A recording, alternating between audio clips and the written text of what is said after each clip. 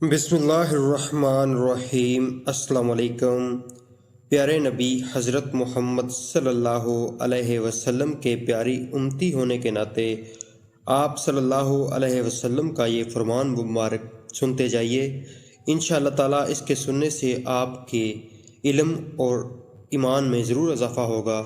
نبی اکرم صلی اللہ علیہ وسلم نے ارشاد فرمایا، بے شک دین آسان ہے، اور جو شخص دین میں سختی اختیار کرے گا تو دین اس پر غالب آ جائے گا اور اس کی سختی نہ چل سکے گی۔